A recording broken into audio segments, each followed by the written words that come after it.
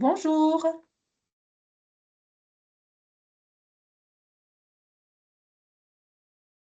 Bonjour à toutes et tous. Est-ce que vous nous entendez bien? Vous pouvez faire un signe si vous voulez bien.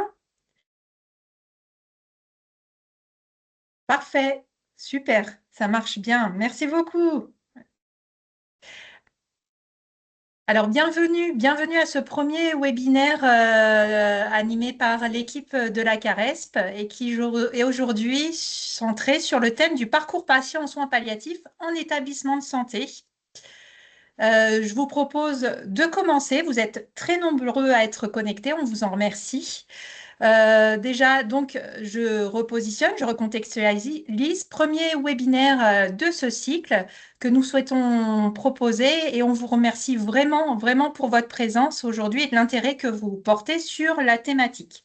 Alors, il est important de faire le point sur quelques règles de fonctionnement concernant ce webinaire. Avant de commencer, euh, un mot sur l'organisation.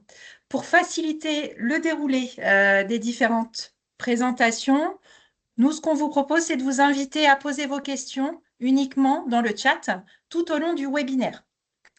Elles seront collectées et relayées aux intervenants à la fin des interventions par l'équipe, donc moi ou ma collègue Karine Trabel. On permettra ensuite, on relaiera vos questions, ce qui permettra aux intervenants de répondre dans les temps d'échange prévus en fin de session. Donc ça, c'est OK.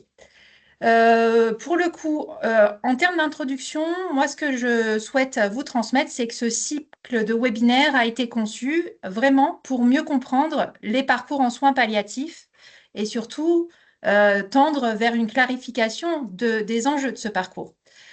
L'idée, c'est d'apporter une lecture partagée entre les acteurs des soins palliatifs, le qui fait quoi, à quel moment, avec quels moyens et comment mieux justement articuler les interventions de chacun. Alors, ce premier webinaire, lui, est consacré au parcours patient en soins palliatifs en établissement de santé.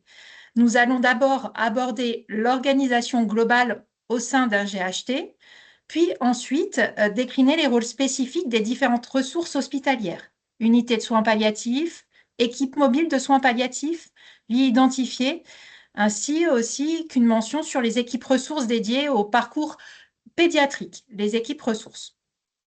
L'objectif, c'est vraiment de mieux comprendre les complémentarités, les interfaces, les leviers pour améliorer la fluidité des parcours au service des patients et aussi au service des proches qui accompagnent ces patients. Alors, j'en profite pour faire un mot et remercier l'ensemble des intervenants qui se sont portés volontaires pour prendre la parole. Et aujourd'hui, alors, ils vont prendre la parole pour témoigner de leur activité, au nom aussi de leurs équipes qui sont à leur côté, et surtout vous présenter une partie de leur fonctionnement. Pour démarrer, je vais passer la parole au docteur Safon, qui s'est proposé aujourd'hui de nous faire une petite introduction pour cadrer les interventions. Nicolas, je te passe le relais. Merci Aurore. Bonjour à tout le monde. Juste pour vous proposer un certain cadre, puisque l'objectif c'est d'explorer une filière et nous avons des documents réglementaires qui explicitent cette filière. Le précédent daté de mars 2008, le tout récent date de juin 2023 et vous pouvez voir qu'il liste l'ensemble des structures qui existent dans le cadre de la filière, dont certaines vont être présentées aujourd'hui. Euh, L'idée, bien sûr, étant d'être dans un contexte palliatif qui s'exerce en pluridisciplinarité, mais vu que ce sont des structures qui vont être mises en avant et qui vont être explicitées, on a demandé comment dire, aux responsables de chaque structure de pouvoir réaliser cette présentation. Vous allez voir que toutes les structures sont pluridisciplinaires et que, bien entendu, le soin palliatif est une affaire collective, est une prise en soin collective qui va être déclinée au sein de chaque structure.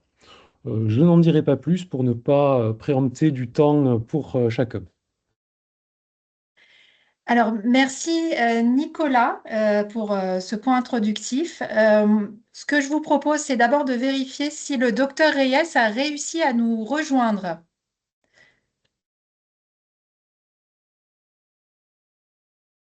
Non, il n'est pas encore avec nous.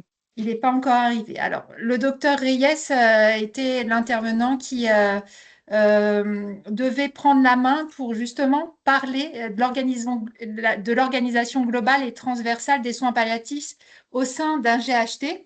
Alors, il a effectivement eu une problématique d'agenda et d'organisation avec voilà, une annonce de décalage entre le temps voilà, entre la fin de sa réunion précédente et son temps de connexion pour le webinaire. Ce que je vous propose peut-être, c'est de revenir sur ce point d'organisation globale et transversale des soins palliatifs au sein d'un GHT, peut-être à la fin de l'ensemble des présentations structures. Ça permettra aussi de globaliser et de conclure sur l'ensemble des présentations. Et si c'est possible, à ton niveau, Nicolas, je te passe le relais sur la question de la présentation de l'activité en USP. Est-ce que c'est envisageable? Oui, oui, tout à fait. Alors, allons-y. Alors, ben, du coup, je vais vous présenter l'unité de soins palliatifs qui se situe dans la filière telle que vous avez pu la voir précédemment, et donc dans le cadre de l'instruction 2023. Je fais bouger les diapositives, j'espère que ça a bougé chez vous aussi. Donc, dans le cadre de cette filière, l'unité de soins palliatifs, les unités de soins palliatifs sont positionnées sur le niveau 3 correspondant aux patients les plus complexes en soins palliatifs.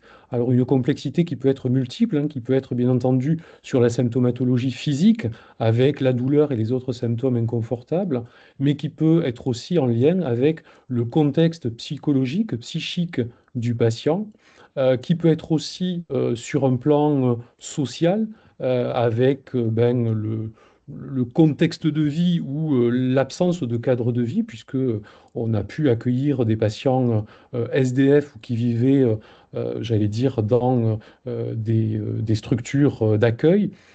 Et aussi le côté spirituel, c'est-à-dire ce qu'on pourrait appeler la souffrance existentielle, la difficulté d'être encore là ou toujours là dans l'évolutivité, dans l'évolution de la maladie.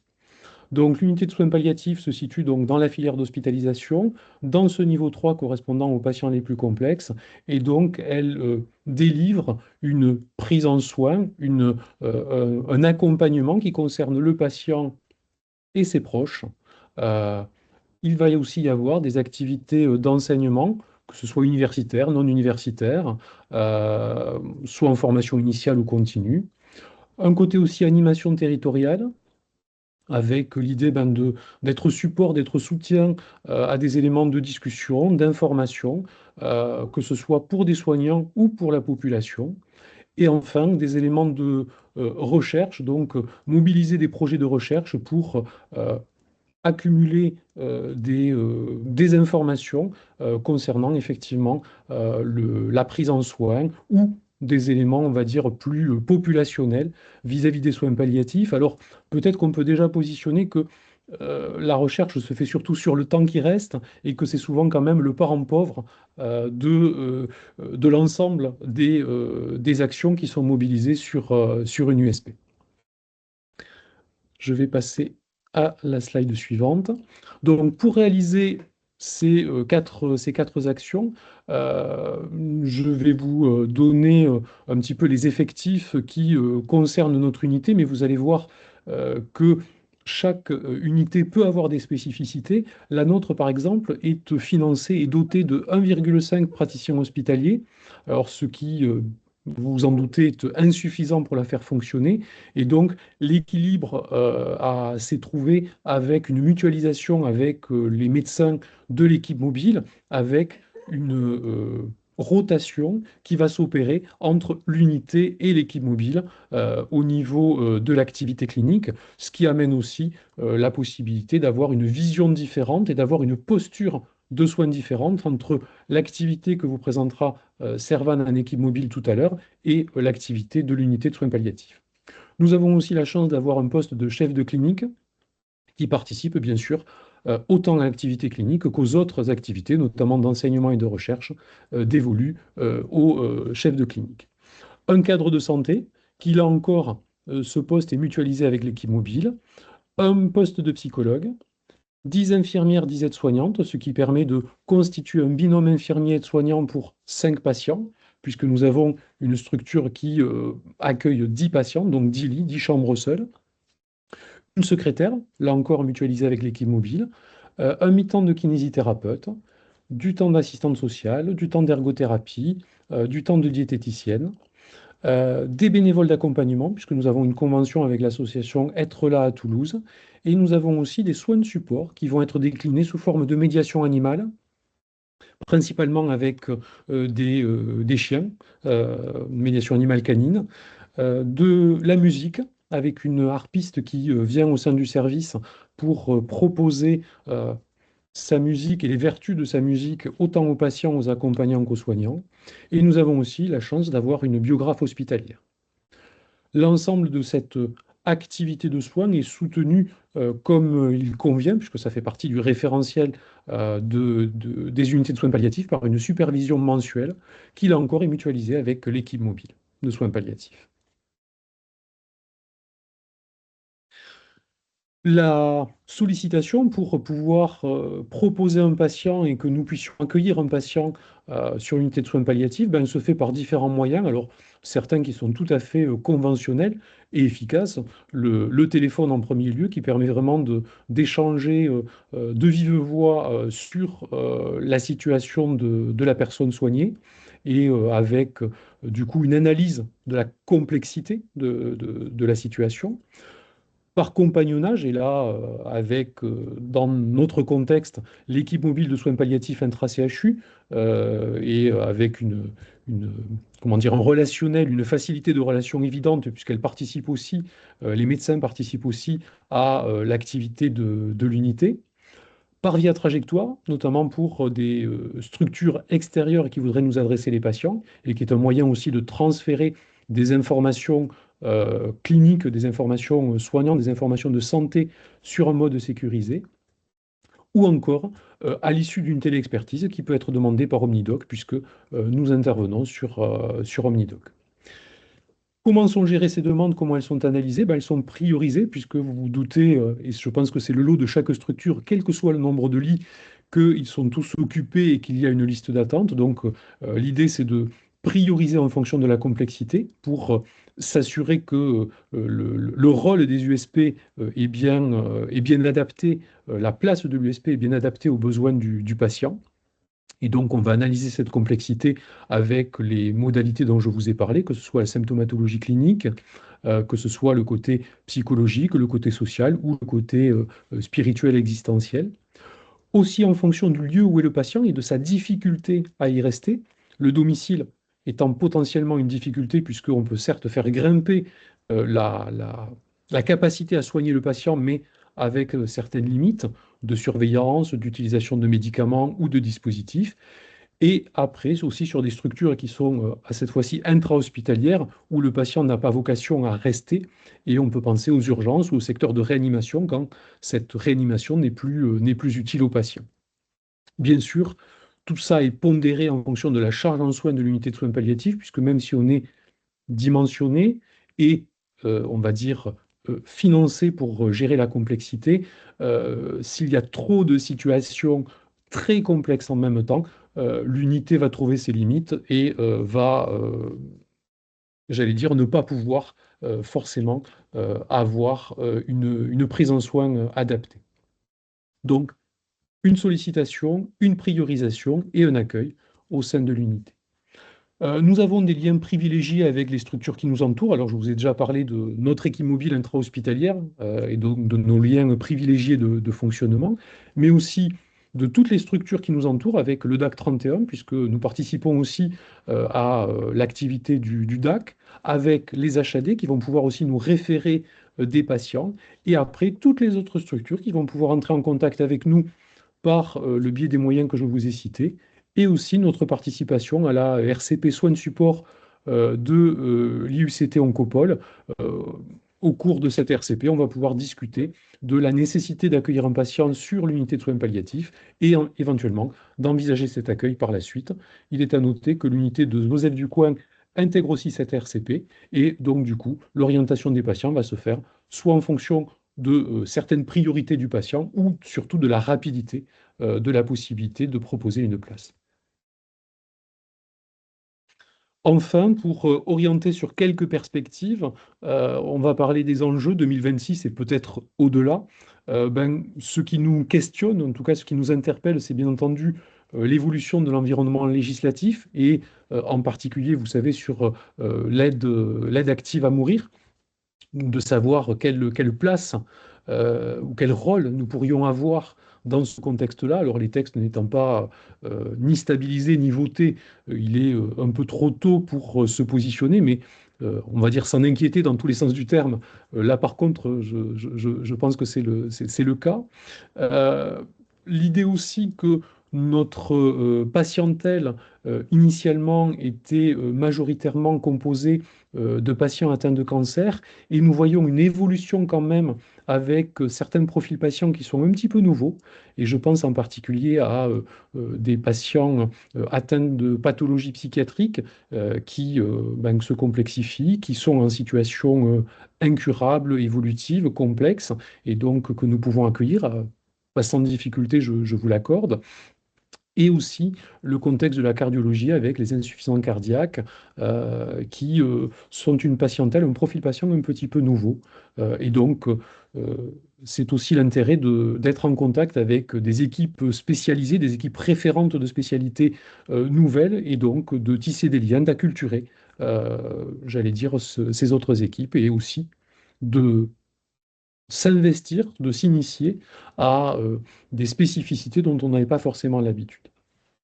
Enfin, sur le côté animation territoriale, l'idée de continuer à développer des actions de communication, d'information, de rencontres, que ce soit par les journées de soins palliatifs 2 fois par an, que ce soit par les séances de bibliographie mensuelles, que ce soit par les télémédecines de soins palliatifs, notamment au niveau des unités, des équipes mobiles et des DAC, tout ça est déjà en place et vous pouvez flasher le QR code pour avoir des repères temporels, j'allais dire, de ces actions.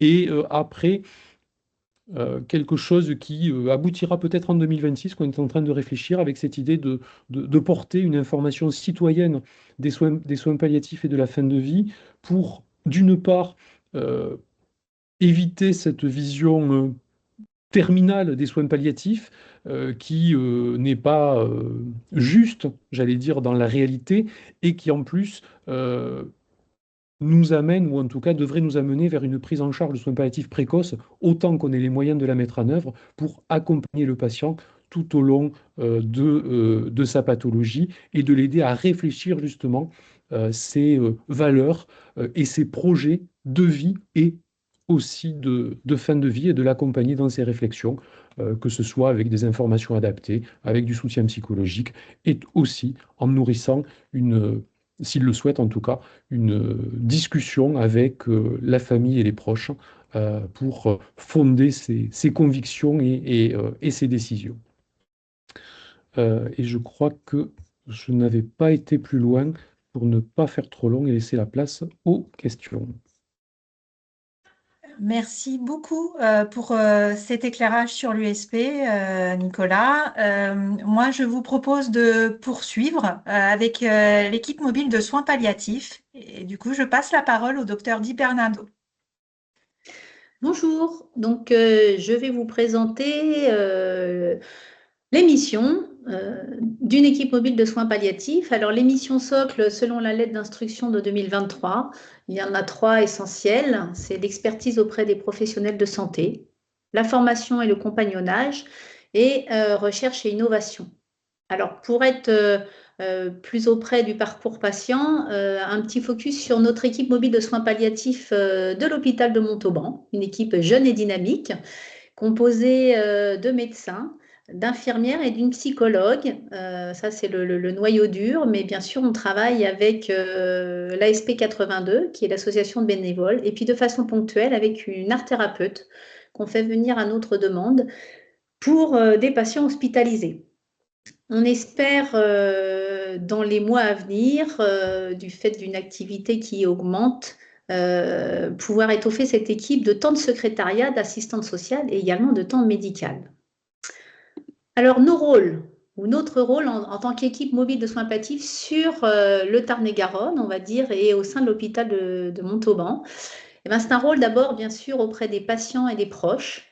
On est essentiellement sollicité pour la première intention, c'est une aide à la prise en soin de symptômes un peu complexes sur la douleur, la dyspnée, les symptômes psychologiques, ce qui nous permet en fait d'apporter un soutien psychologique auprès des patients, mais également auprès des aidants. Élément important puisque au niveau de l'équipe mobile de soins palliatifs, on propose un suivi de deuil, soit en groupe, comme il a été réalisé en décembre-janvier, ou au niveau individuel. Et puis bien sûr, notre équipe mobile ne serait pas une équipe mobile de soins palliatifs si un des rôles principaux, et c'est vrai qu'on y est attaché, c'est d'être au plus près et au plus proche des souhaits des patients dans leur projet de vie, dans leur projet de fin de vie, et notamment sur les aides au retour à domicile et au maintien à domicile quand les patients le souhaitent, ce qui est quand même assez fréquent. Au niveau des professionnels, on est régulièrement sollicité pour un accompagnement pour des soins spécifiques, notamment par exemple des pansements sous méopa pour des patients qui sont en soins palliatifs, ou des toilettes, ou même des soins de bouche, des positionnements. Donc parfois, un membre de l'équipe se détache pour accompagner sur des soins spécifiques de patients en soins palliatifs.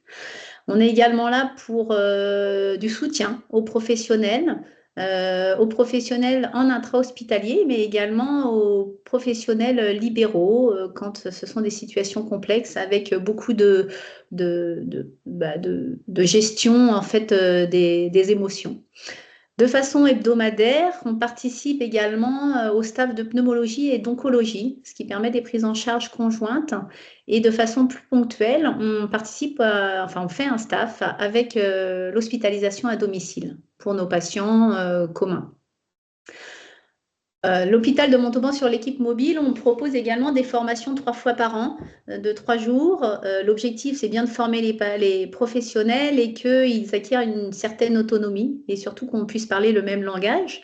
Et ces formations, on les propose aussi aux structures extérieures comme les EHPAD. On a été interpellé dernièrement pour faire une formation au plus proche en fait des besoins des soignants, des professionnels sur la mobilisation et les soins de bouche dans une EHPAD. Mais on peut également, ça n'a jamais eu lieu pour l'instant, mais on peut aussi intervenir au sein des CPTS et des maisons de santé en fait pour former, pour sensibiliser et puis aussi pour créer du lien. Parce que les équipes mobiles, le lien est important avec les professionnels.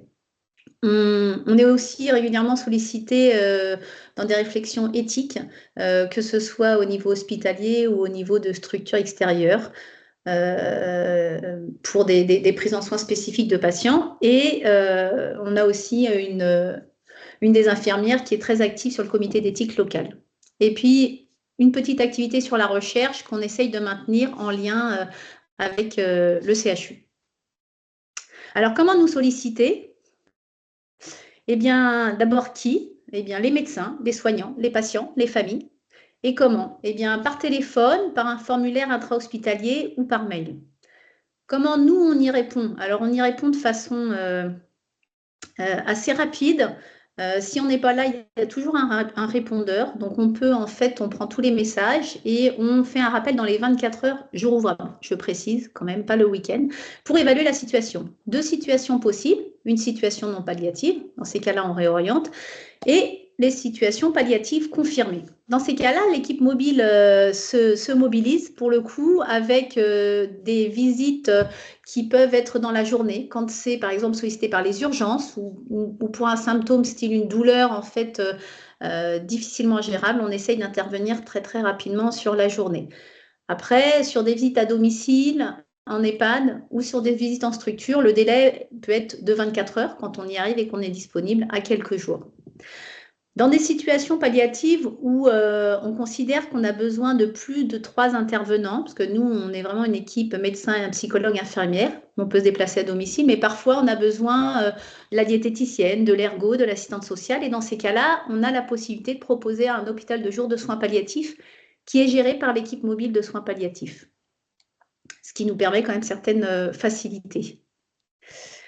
Alors, les équipes mobiles de soins palliatifs, celle de Montauban, elle fait de l'intra-hospitalier et de l'extra-hospitalier. On est quand même régulièrement sollicité pour des prises en charge par des structures extérieures, par exemple le médecin traitant qui nous dit, ben voilà, ce patient. Quand la prise en charge palliative est confirmée, mais que c'est une urgence, on peut solliciter d'abord le médecin traitant pour aller faire une visite dans la journée. Mais si on n'y arrive pas, on peut aussi solliciter nos collègues des services de spécialité avec qui on a pour la plupart des bons liens pour essayer que ces patients qui sont à domicile et qui nécessitent une prise en charge en urgence ne restent pas déjà tout seuls et soient, si possible, hospitalisés en direct dans les services. Et puis, si on ne peut pas, ça arrive quand même, eh bien, on contacte les collègues du SAMU avec qui on a vraiment un bon lien et on essaye d'organiser un accueil du patient en soins palliatifs, parfois de façon conjointe avec l'équipe de urgence. Parfois, dans un premier temps, c'est les collègues urgentistes et puis on intervient dans un second temps. Et puis parfois, on est aussi sollicité pour des situations complexes et dans ces cas-là, on sollicite, si c'est une situation complexe sociale qui risque de prendre du temps, plusieurs intervenants, plusieurs interventions sociales, on peut solliciter le DAC 82 pour lesquels on intervient et avec qui en fait on travaille. Et également, si on pense que le patient relève d'un cadre technique ou nécessite une astreinte infirmière, médicale, on sollicite aussi l'HAD avec qui on travaille régulièrement. C'est une HAD hospitalière qui a aussi également de très bons liens avec les services hospitaliers. Pour conclure sur notre activité, comme vous l'avez vu, on intervient avec de nombreux collègues. Ce schéma, c'était un peu pour résumer nos liens fonctionnels et pour vous montrer, je trouve que c'est important d'insister sur le double sens de ces flèches parce que oui, on est une équipe d'experts, vous avez besoin de nous, mais nous, on a besoin de vous. Enfin, donc voilà, quand on sollicite, on a un réseau départemental et puis on travaille aussi avec les USP au niveau de la région, hein, de Toulouse et de Cahors. Et parfois, on sollicite une hospitalisation à l'USP de Purpan pour un patient qui nécessite une prise en charge complexe. Et puis parfois, l'USP de Purpan, pour un patient qui est sur le Tarn-et-Garonne, va nous solliciter pour un patient qui sort et pour encadrer un petit peu la sortie. Donc ça, c'était un exemple. Mais vous voyez qu'on travaille aussi avec les MAS, les appartements thérapeutiques, les femmes. Donc voilà. Et je trouvais que c'était important de montrer à quel point, mais peut-être que le GHT le montrera, tous ces liens important entre équipe mobile de soins palliatifs et toute la multidisciplinarité dont relève cette spécialité.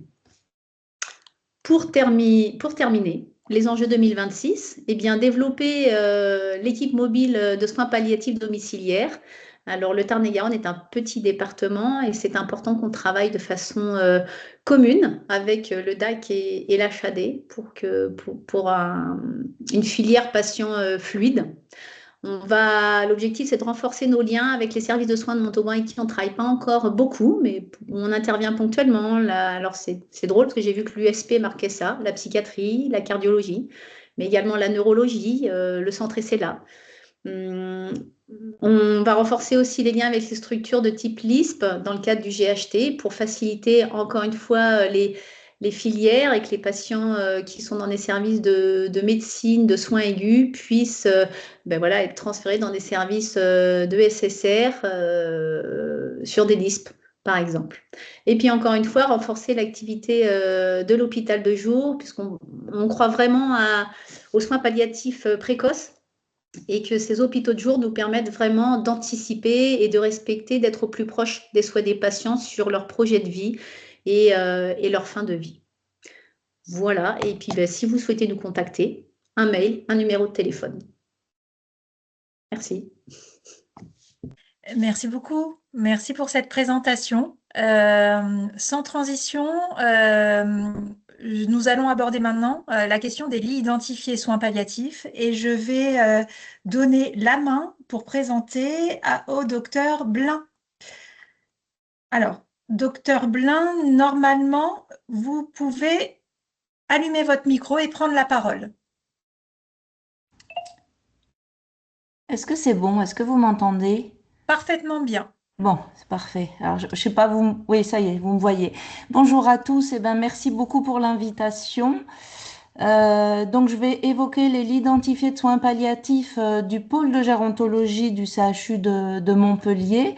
Donc, le rôle principal, c'est la prise en soin des patients du pôle de gérontologie, essentiellement sur le centre Antonin Balmès, patients qui vont relever d'une prise en charge palliative, soit en médecine interne de soins aigus gériatriques, soit en service de soins médicaux de réadaptation. Nous avons 6 LISP en MISAC, donc soins aigus gériatriques, et 6 LISP en SMR.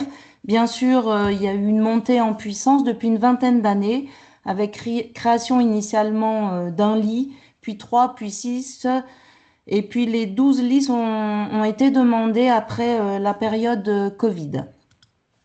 Donc les missions principales, c'est de discuter la mise en place de soins palliatifs chez des patients qui sont hospitalisés sur le pôle. Donc pour cela, nous réalisons un staff hebdomadaire. Il y a vraiment un temps qui est dédié à la discussion de ces dossiers. Nous allons également intervenir lorsqu'il y a des décisions difficiles, situations complexes d'un point de vue médical, psychologique et ou social. Il y a une aide à la prise en charge des patients en situation palliative par une équipe transversale avec bien sûr du compagnonnage et former les équipes de secteur et diffuser la démarche palliative auprès de ces équipes. L'équipe est constituée de 2 infirmières, donc 2 fois 0,8 équivalents temps plein et de 2 aides-soignantes aussi à 80% et d'une psychologue qui va intervenir auprès des patients, des familles et éventuellement des équipes de secteur. Alors d'un point de vue médical, je dis toujours qu'il y a un ersatz de médecin parce que je suis avant tout praticien hospitalier à temps partiel en SMR, mais je suis référente de cette équipe et nous avons également une cadre de santé qui gère l'équipe soignante, mais il n'y a pas de temps déterminé. Bien sûr, nous allons bénéficier de tous les soignants qui sont en secteur, que ce soit kiné, ergo, assistante sociale, psychomotricienne, podologue, enseignant activité physique et adaptée. C'est une équipe qui est dédiée. Nous avons cette grande chance d'avoir donc des soignants qui vont aller prendre en soin en binôme les patients pour lesquels nous avons, enfin le staff aura décidé de l'instauration de soins palliatifs.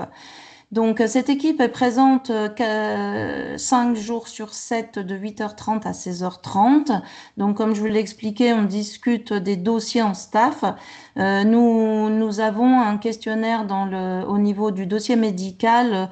C'est ce qu'on a appelé la réunion dédiée pluriprofessionnelle, pluridisciplinaire de gériatrie, où vraiment on va cocher tous les items qui permettent de valider la situation palliative et d'élaborer en équipe le projet de soins.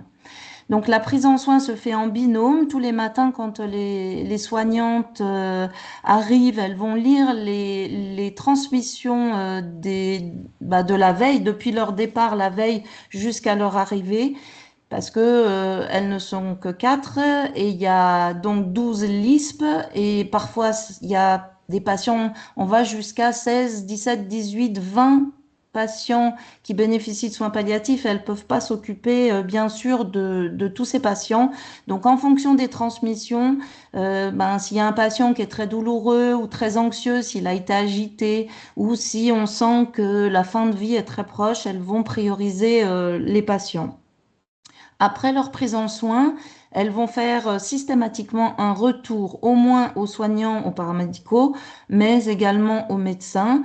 Et l'intérêt d'être sur un site fixe, puisque nous sommes au centre Antonin Balmès, moi je suis en SMR la plupart du temps, mais s'il y a une problématique aiguë, entre guillemets, elles peuvent m'appeler. J'ai un étage à monter ou le bâtiment à traverser, notamment quand le patient est très douloureux et que le médecin de secteur est en transmission, par exemple. Eh ben, je vais réaliser un bolus médecin si nécessaire ou prendre en charge momentanément le patient. Et lors de ces staffs hebdomadaires, nous reprenons toujours les situations en cours ou qui se sont terminées la semaine suivante. Le mode d'entrée sur un lit identifié, eh ben, c'est via le staff hebdomadaire.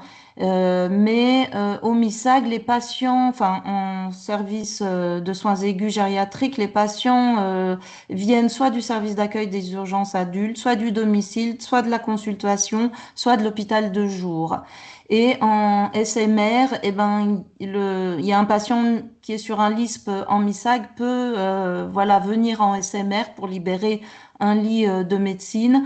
Il peut venir du domicile où nous utilisons aussi beaucoup de trajectoires afin d'avoir des patients. Bon, la plupart du temps, on va prioriser plutôt les patients intra-CHU, mais parfois, bien sûr, nous allons accueillir des patients extra-CHU ou alors nous avons des liens aussi avec l'unité fixe de soins palliatifs du CHU et à l'extérieur, à domicile, ben, l'HAD nous sollicite également Sphère, qui est une structure de soutien beaucoup psychologique lorsqu'il y a des patients qui sont pris en charge en soins palliatifs à domicile. Les enjeux, alors là, j'avais pas évoqué, mais en service médecine, soins aigus gériatriques, nous sommes passés de 54 à 63 lits depuis le mois de novembre et normalement début 2027, nous aurons 72 lits de médecine gériatrique. Donc, je pense que là, nous sommes en train de réaliser une évaluation depuis 2025. Bon, on tient nos statistiques à jour, mais de discuter l'augmentation du nombre de LISP parce que on voit que sur nos staffs hebdomadaires, le nombre de dossiers discutés augmente. Le problème, c'est de pouvoir trouver les soignants qui vont s'investir dans cette équipe, en sachant que tous les soignants sont formés, soit DU, soit DU de soins palliatifs. Et pour les aides-soignantes, elles se forment en interne sur voilà, des formations courtes, éthiques, prise en charge de la douleur. Donc, tous les soignants sont formés. Nous voulons poursuivre la formation. Nous intervenons au niveau du DU de soins palliatifs, au niveau du DU des médecins coordonnateurs, en kiné. Il y a des formations donc chaque semestre aux nouveaux internes, donc avec un socle théorique et puis l'utilisation des PCA parce que nous avons la chance d'avoir de nombreuses PCA sur le pôle. Il y a également une formation au niveau des soignants du pôle. Si une problématique ressort, l'équipe va intervenir au niveau du jeudi de savoir.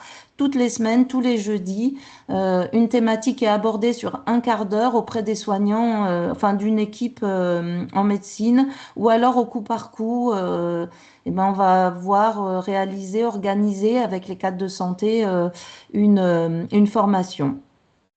Tous les nouveaux arrivants du CHU bénéficient d'une formation et puis l'équipe continue à se former. Ça, c'est une exigence que j'ai. Et il y a une infirmière qui a fait le DU douleur. Voilà, je stimule tous les membres de l'équipe à se former. Eh ben, je vous remercie. Donc, pour nous contacter, s'il y a des questions, parce que malheureusement, je vais devoir vous quitter, il ne faut pas hésiter à m'envoyer un mail, soit à mon adresse du CHU, soit à l'ISP Géronto. De toute façon, toute l'équipe est connectée à cette adresse électronique. Merci beaucoup, en tous les cas. Bonne continuation. Merci, docteur Blin. Merci beaucoup. Merci pour cet éclairage, votre intervention.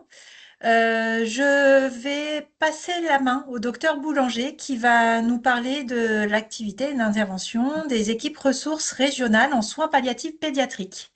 Docteur Boulanger, c'est à vous. Bonjour, merci pour l'invitation et pour pouvoir vous présenter du coup l'activité de l'équipe ressources régionales. Donc nous, les équipes ressources régionales, il en existe 22 en France, avec une société savante qui est la 2SPP. Et donc les missions de notre équipe Enfando, qui sont celles des ERSPP, c'est d'acculturer les équipes pédiatriques à la démarche palliative. C'est de sensibiliser les équipes de soins palliatifs dont on vient d'entendre parler précédemment, EMSP, USP, LISP, aux spécificités des prises en charge pédiatriques, puisque nous n'avons qu'une seule équipe pour toute la région Occitanie-Ouest et nous avons des patients sur tout ce territoire. Donc on va faire appel à ces différentes structures. C'est de contribuer à la recherche clinique dans le domaine des soins palliatifs pédiatriques, même si, comme le disait Nicolas, pour l'USP, c'est pareil de notre côté, la recherche, c'est une toute petite partie de notre activité, mais voilà, ça en fait partie aussi. Et puis, c'est de s'assurer, bien sûr, de la prise en charge du patient et de son entourage. Donc notre équipe, elle a été créée en 2000. C'est une équipe qui est associée au Pôle Enfant et qui a la particularité d'être une équipe mixte, à la fois douleur et soins palliatifs, contrairement aux équipes régionales des autres régions, puisqu'elles ont été créées en 2010. Donc notre équipe existait avant et on n'a pas changé le fonctionnement. On a gardé cette double activité douleur et soins palliatifs. Donc sur la partie douleur, on a toute la partie douleur aiguë à l'hôpital et la partie douleur chronique, c'est pas le sujet aujourd'hui. Et sur la partie soins palliatifs, on a donc une activité à la fois intra-hospitalière, donc sur l'hôpital des enfants à Toulouse, et une activité extra-hospitalière, que ce soit à domicile ou au niveau régional, dans les différents établissements, les centres hospitaliers, les institutions, donc de toute la partie Occitanie-Ouest. Donc notre équipe, elle est composée de pédiatres, pédopsychiatres, IAD et psychologues et secrétaires. Et donc si on regarde un peu plus spécifiquement sur l'activité de soins palliatifs, on a un mi-temps de pédiatres, on a un 10% de pédopsychiatres, on a un temps plein d'infirmières anesthésistes, un mi-temps de psychologue et un 0,3 de secrétariat pour l'équipe. En ce qui concerne nos niveaux d'intervention, donc on peut être sollicité à différents niveaux. Le premier niveau, c'est une intervention de notre équipe auprès des professionnels sans rencontrer la famille. Donc ça va être des réunions de limitation et d'arrêt de traitement, ça va être des briefs, des discussions en équipe. Donc ça, c'est le premier niveau d'intervention. On peut être sollicité sur un niveau 2 pour rencontrer et accompagner l'enfant et sa famille en tant qu'équipe de deuxième ligne. Et on peut être impliqué en tant que niveau 3 dans le cas où un enfant est à domicile et sans HAD. L'équipe ressources devient référente pour la prise en charge de l'enfant et équipe de première ligne en partenariat bien sûr avec les professionnels sur place. Et le niveau 4 dans nos classifications de niveau d'intervention de RSPP, c'est l'accompagnement post-décès qui fait aussi partie de nos missions. En ce qui concerne l'articulation dans l'écosystème, donc en fait, nous, on va être sollicité par l'équipe référente du CHU. Donc on a la particularité de ne pas avoir de service d'hospitalisation. Hein. Les enfants vont rester hospitalisés et pris en charge par leur équipe de référence. Donc c'est eux qui nous sollicitent et on va ensuite coordonner la prise en charge de l'enfant qui est en soins palliatifs en fonction de là où il habite et du souhait de la famille. On va se mettre en lien avec l'équipe du centre hospitalier de proximité. On va se mettre en lien avec les équipes adultes de proximité, les EMSP, les DAC, les HAD. En lien avec les libérales aussi, qui souvent sont déjà dans la prise en charge sur le côté curatif et qui vont rester impliqués sur la partie palliative, avec les médecins traitants aussi qu'on implique. Et puis en lien avec le SAMU pour répertorier ces enfants en soins palliatifs et pour que voilà, si la famille appelle en premier lieu le SAMU, que ces patients soient un patient remarquable et puissent voilà, être identifiés et que notre équipe puisse être sollicitée aussi si le SAMU intervient par exemple. Donc voilà, on va organiser du coup toute une coordination autour de ces enfants en fonction de là où ils habitent et des acteurs qui sont sur place. En ce qui concerne les enjeux 2026, on a commencé à développer l'activité de soins palliatifs en période périnatale avec du coup la rencontre de couples dès l'anténatal sur des projets palliatifs néonataux. Et donc un de nos objectifs pour cette année à venir, c'est de poursuivre cette activité, à développer cette activité.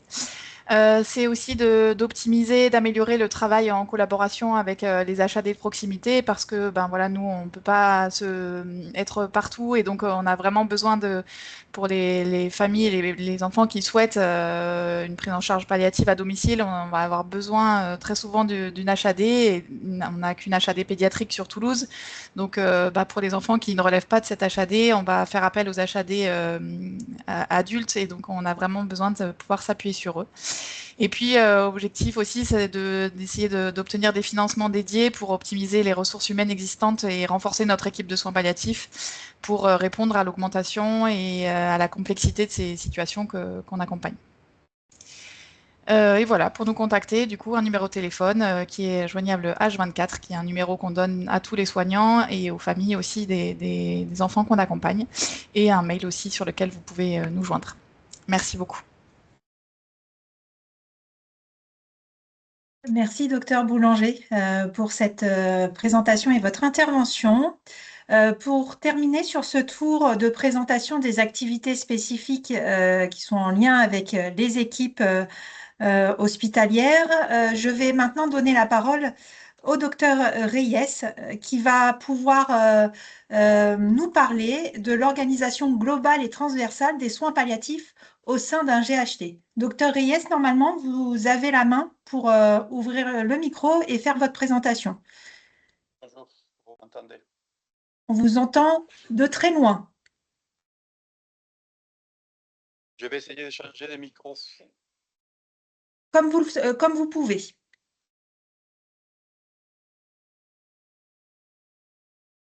Alors, vous m'entendez mieux là? Très bien, c'est parfait. Voilà. Donc, l'idée de cette présentation, c'était de vous montrer l'organisation des services de soins palliatifs à l'intérieur d'un GHT. Donc, je ne vais pas m'attarder particulièrement sur les fonctions de chacun des points, puisqu'ils ont été détachés par toutes les autres personnes qui font à peu près les mêmes fonctions que nous. La mission de soins palliatifs de Rodez qui a évolué dans le temps, puisque nous sommes constitués en équipe mobile soins palliatifs depuis 1998, avec la consultation de la douleur qui est apparue en 2006 et la création de l'USP en 2015. Donc, nous avons déjà une très très longue historique dans la région. L'émission, comme c'est dans la première diapo, s'il vous plaît, c'est donc essentiellement rester le référent académique du territoire dans le sens formation, dans le sens accompagnement pour les formations, dans le sens définition des devoirs et des obligations envers des patients en soins palliatifs, de contribuer dans le territoire à l'organisation de la gradation des soins. Ça veut dire définir ce qui est le premier recours, le deuxième recours, les domiciles, les LISP, les EHPAD et l'hospitalisation. Mais aussi, dans les temps, on a accompagné les différentes structures, que ce soit les hôpitaux périphériques à l'hôpital de Rodez, que ce soit les centres de rééducation qui accueillent des LISP, ou que ce soit des EHPAD à les accompagner dans la définition de la prise en charge de ce type de patients, mais aussi comment composer les équipes, comment avoir recours à la formation et comment pouvoir rendre service littéralement des soins palliatifs de qualité selon ce que l'on a admis aujourd'hui comme les normes de prise en charge. Ce service, il a un lien très très fort avec l'oncologie et la radiothérapie, puisque c'est nous, les médecins oncologues et radiothérapeutes, qui l'avons constitué dès le début. Mais on travaille aussi avec tous les autres services de l'hôpital à travers l'équipe mobile entre-hospitalier. La suivante. Donc, on est constitué en plusieurs niveaux. Donc, à l'intérieur de l'hôpital de Rodez, l'USP de Dili, qui a le rôle académique intramuros, on va dire, avec le rôle d'accueil des stagiaires, des étudiants, les gens qui font les DU de soins palliatifs. On organise les réunions collégiales pour tous les médecins qui présentent des dossiers complexes et on s'occupe de la formation des internes, notamment en médecine générale, qui ont un stage dédié en soins palliatifs. L'équipe mobile des soins palliatifs et de la douleur a vu ses missions se concentrer à l'intérieur de l'hôpital et des structures du GHT, dans la mesure où l'équipe mobile d'intervention en soins palliatifs à domicile est aujourd'hui piloté par les DAC 12 et est en cours de réorganisation. Donc le travail de l'équipe mobile de soins palliatifs de la douleur, c'est surtout d'accompagner les équipes dans les prises en charge complexes de tous les patients qui sont en soins palliatifs, voire en fin de vie dans les services des spécialités, mais qui n'ont pas de complexité particulière, qui ne nécessitent pas qu'on les transfère en USP.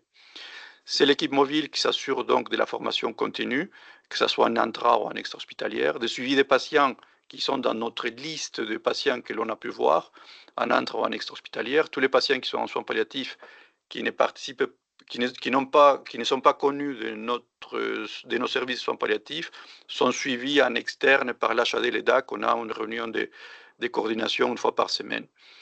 Et c'est l'équipe mobile aussi qui est la cellule qui nous permet d'animer les CLU de la commission éthique à l'intérieur de l'hôpital de Rodez. Et enfin, on pilote aussi la consultation de la douleur chronique avec les médecins spécialistes, les infirmières et la psychologue essentiellement, les kinés qui font partie, ce qui nous permet de partager les postes et de financer un nombre croissant de soignants, ce qui est toujours indispensable aujourd'hui. L'équipe en place, le noyau à Rodez comporte 3 médecins pour 2,3 équivalents temps plein. On a 9 infirmières en USP, dont 4 ont l'EDU. On a 2 infirmières temps plein à l'équipe mobile soins palliatifs, dont une avec l'EDU, et une psychologue à temps plein pour l'activité de l'unité de soins palliatifs, de l'équipe mobile et de la consultation de la douleur. On devrait en avoir 1,8 équivalent temps plein bientôt. Donc, on a un temps kiné dédié et bien sûr le temps variable des diététiciennes, assistantes sociales, socio-esthéticiennes, etc. Mais on travaille aussi avec les autres équipes, notamment on a des conventions avec les secteurs LISP du CH de Villefranche de Rouergue et de Caseville pour des lits de médecine. Chaque service a entre 4 et 6 lits LISP, donc on aide à la coordination, à la formation des équipes, au travail de la gestion des ressources. Et on a des conventions d'accompagnement pour les SMR aujourd'hui Cougouze et Perrières, où on va visiter les patients une fois par semaine et voir les équipes, accompagner les médecins pour tout ce qui est prescription complexe, suivi, etc. Ils sont normalement entre 2 et 4 LISP sur ces lits-là, mais souvent ils sont débordés, ce qui pose des lourdeurs de prise en charge pour les équipes. Et donc, on participe aussi à la discussion avec la direction pour l'aménagement de tout ça. La suivante. Donc, depuis le temps que nous existons dans le département de l'Aveyron, qui est un territoire assez étendu, nous nous sommes bornés, entre guillemets, à apporter l'expertise académique dans le sens où d'abord Palliance, puis les DAC, maintenant la CARESP, amène ce que l'on peut appeler de la coordination. L'idée, c'est de travailler avec tous les intervenants pour la prise en charge des patients dits complexes. Ça veut dire travailler avec eux, quels sont les critères d'admission, et en même temps, ces critères d'admission permettent de justifier des séjours et de faire financer des soins complexes.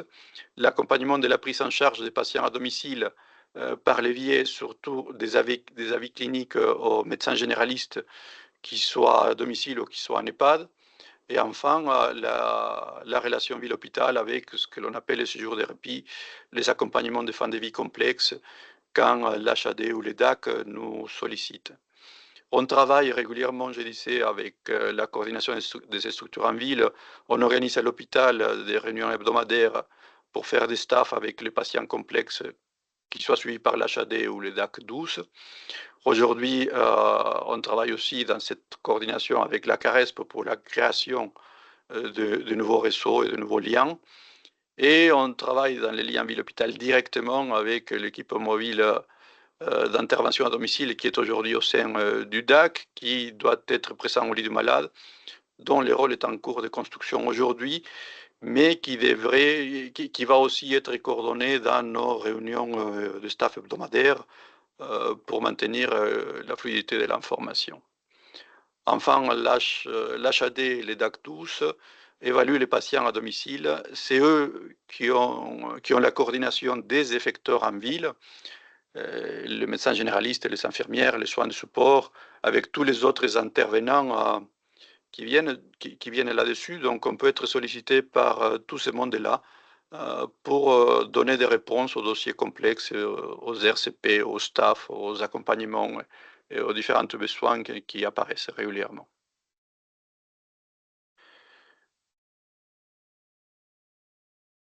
Voici les contacts pour nous retrouver. Et la dernière diaporama, c'était les enjeux de 2026. L'équipe mobile territoriale donc, est en cours de création avec, à l'intérieur du DAC-12 et avec l'accompagnement de la CARESP. Mais l'objectif du GHT, c'est de créer une équipe mobile entre guillemets extra-hospitalière pour le GHT, dont l'idée serait d'amener sur site. On a 6 hôpitaux dans notre giron, depuis Saint-Geniès-d'Olt à la frontière de l'Aveyron Sud, jusqu'à Villefranche-de-Rouergue à la frontière avec les Lot, et pouvoir venir voir les équipes médicales et soignants pour pouvoir réaliser sur place une évaluation des patients, les réunions collégiales, les RCP, la formation, amener de l'expertise sur place, puisque le manque de soignants devient aujourd'hui un problème. On doit travailler on est en train de travailler avec la CARESP pour la co-construction d'un réseau à domicile. On voit qu'on a la désertification des territoires ruraux comme le nôtre. On a de la coordination qui fonctionne très bien, mais on manque cruellement des effecteurs en ville pour ce qui est des prescriptions au lit du patient. Il faut qu'on puisse trouver des moyens de pallier à ces déficits. Et enfin, l'idée aussi qui est sortie avec la CARESP chez nous, mais qui est un peu l'idée de tout le monde, c'est d'animer une formation aux soins palliatifs sur les 3 niveaux. Ça veut dire une formation en formation de la population pour qu'on puisse avoir accès aux soins palliatifs de la façon plus précoce possible, une formation continue auprès des médecins généralistes pour qu'ils comprennent que le rôle et les atouts que la mise en place d'un réseau de soins palliatifs peut apporter, et enfin une formation experte pour former les équipes qui prennent en charge des lits de soins palliatifs, notamment dans les différentes structures, pour qu'eux ils soient capables d'accompagner les patients, soit sur la souffrance, soit sur la prise en charge de soins palliatifs.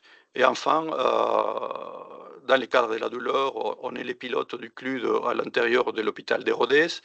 Et donc, on est en train d'organiser ça en fonction, en sorte de super CLUD pour qu'il puisse chapeauter toute la prise en charge de la douleur au niveau de toutes les structures du GHT, ce qui va être notre travail essentiellement en 2026 à 2027.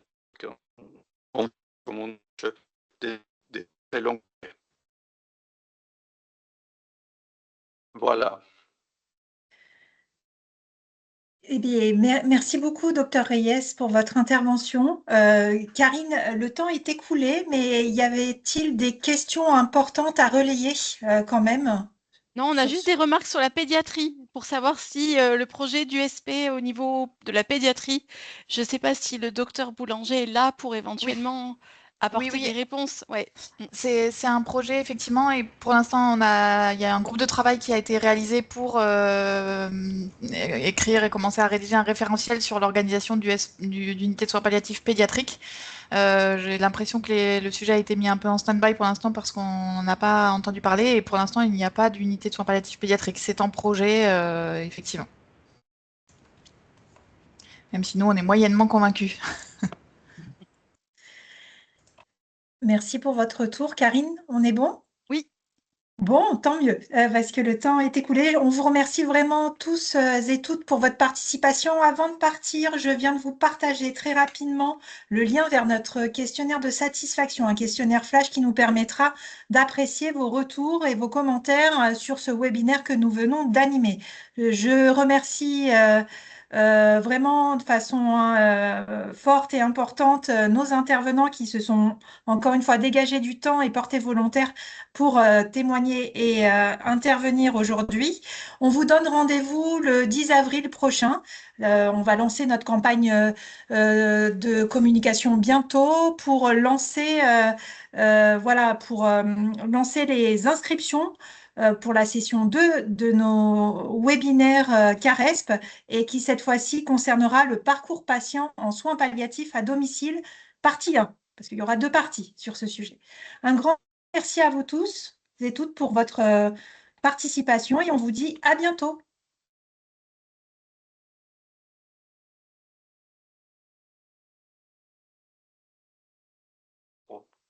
Merci beaucoup, bonne journée.